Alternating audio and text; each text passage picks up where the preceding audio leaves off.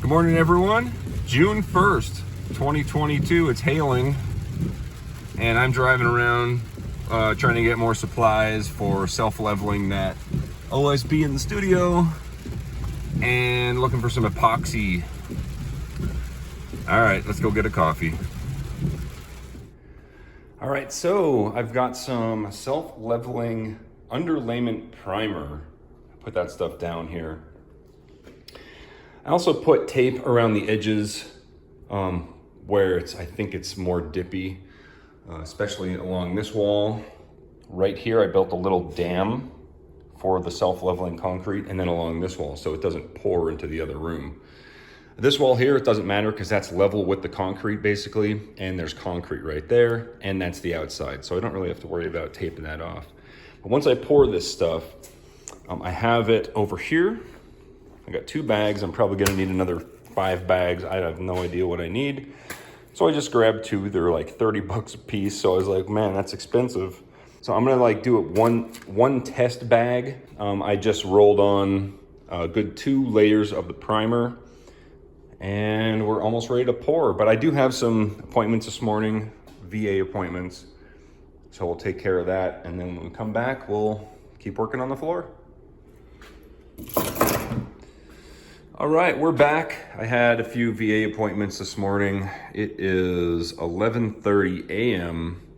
I do have primer down on the floor in this room here. It should be dry to the touch. Yes, it is. It is ready. And now all we have to do is mix our... I already have 1 bucket here. We have 1 gallon of water to 1 50-pound bucket. It is the self-leveling underlayment. We'll go ahead and mix this up after I turn the lights on, and we'll pour it and see what happens.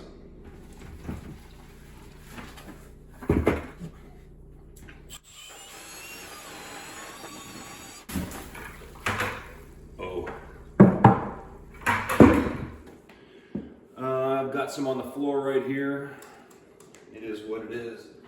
Let's clear this out. We'll pour our first bucket. I'm gonna have 2 buckets today, and then maybe more, probably more.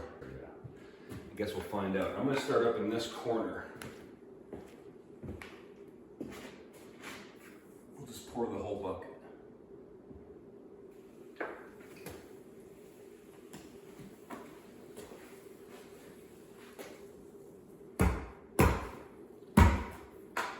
I'll have to mix a second bucket here.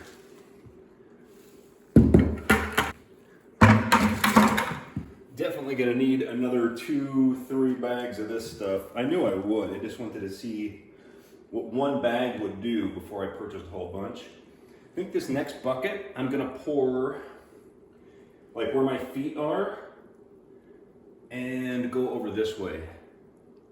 And then I can trowel this stuff out. I can feather it in. We'll see how it turns out. Maybe that would be good enough. Because I think the biggest dip was right in there. As you can see, it's not really flowing either direction. Oh, that's heavy.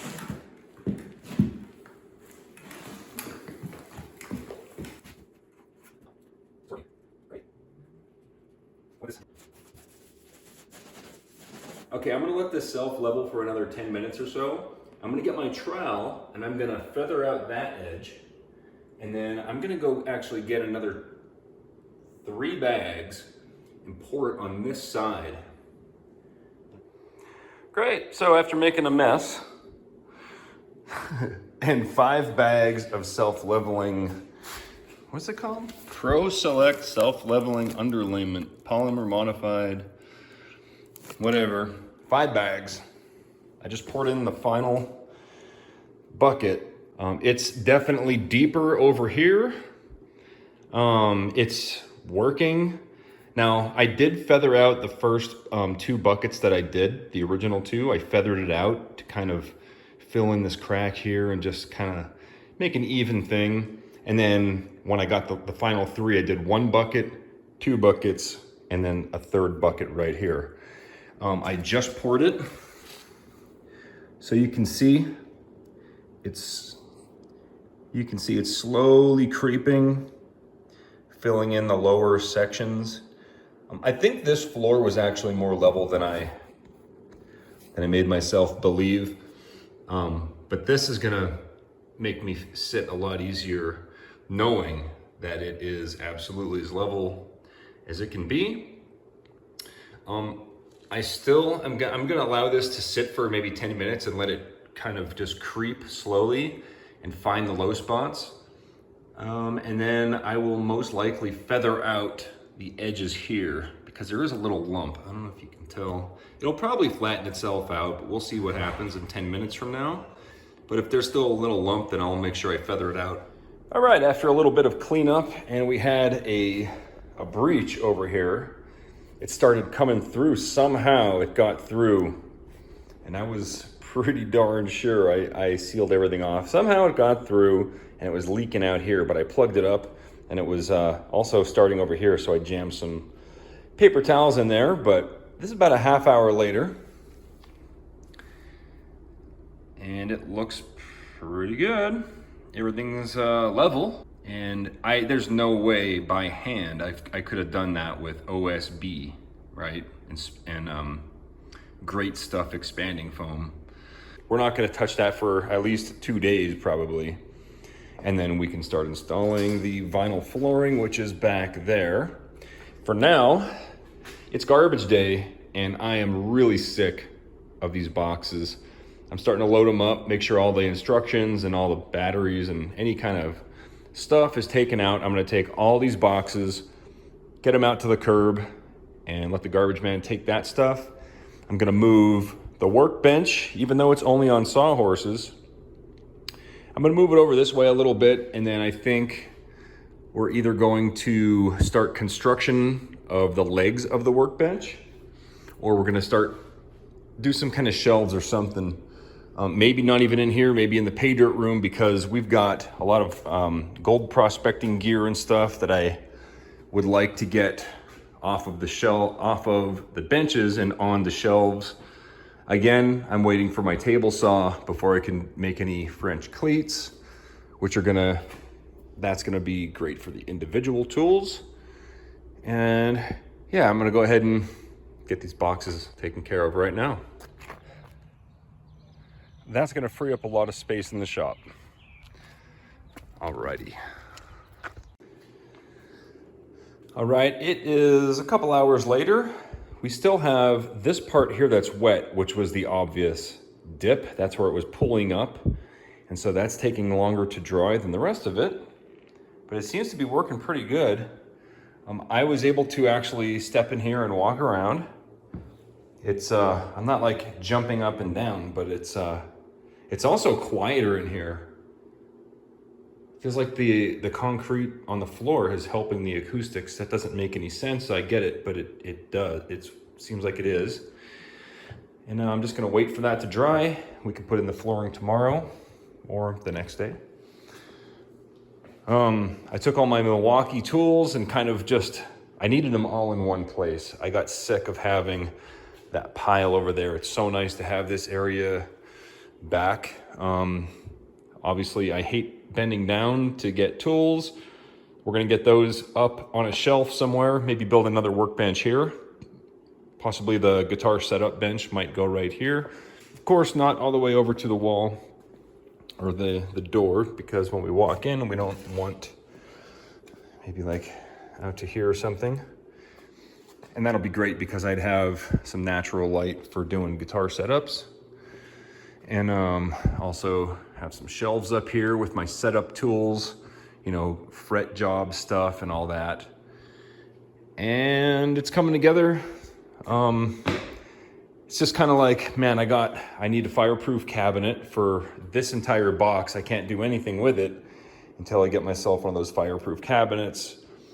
I'll probably put that over there somewhere.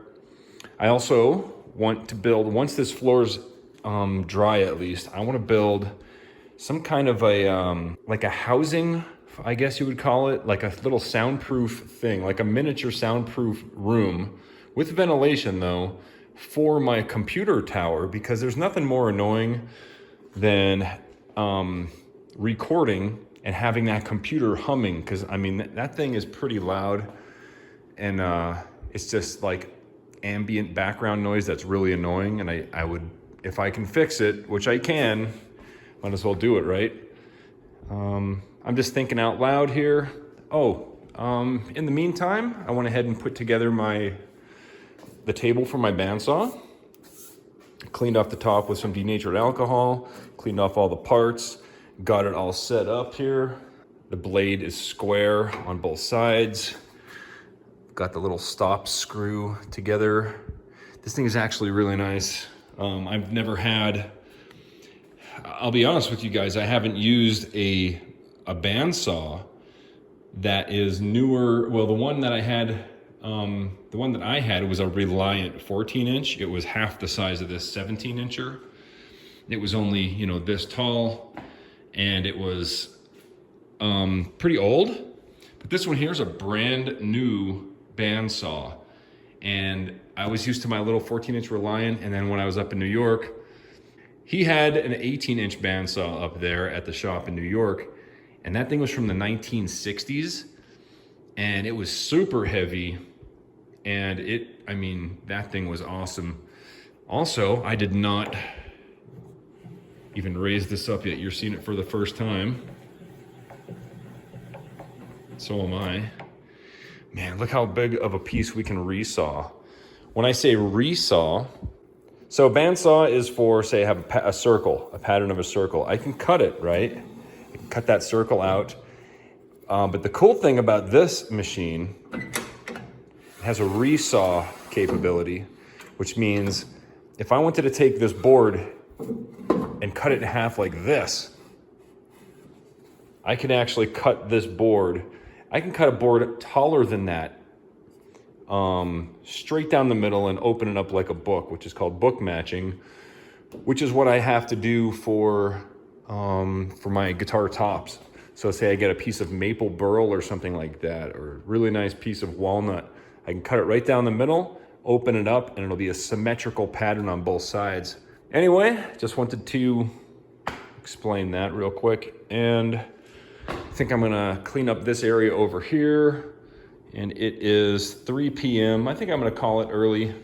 And I did not get the epoxy yet, otherwise I would have these knots all filled up and everything. So anyway, I hope you guys enjoyed today's video. If you did, let me know in the comments, and I'll see you tomorrow. Thanks for watching.